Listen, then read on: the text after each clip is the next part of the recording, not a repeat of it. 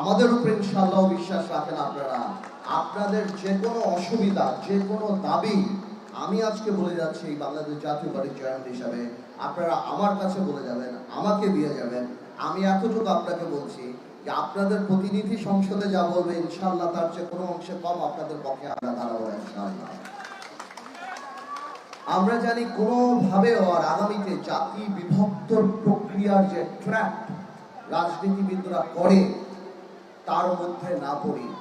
রাজনীতি বস্তুনিষ্ঠ স্বপ্ন দেখিয়ে মানুষকে ইমপ্রেস করা, কনভিন্স করা খুবই কঠিন ব্যাপার। এর যে সবচেয়ে সহজ হলো জাতি বিভক্ত প্রক্রিয়া করা, যেটা গতানুগতিকভাবে আমরা দেখে এসেছি যে বড় বড় রাজনৈতিক দল আইনেরা এগুলি করে আসছে, বিশেষ করে গত 17 বছর ফ্যাসিস্ট আওয়ামী লীগ মেশিন যেটা করে আসছে। এই ট্র্যাপে জানি আমরা আগামীতে না পড়ি। আমরা যেন রাজনীতি করি গণতান্ত্রিক পন্থায়।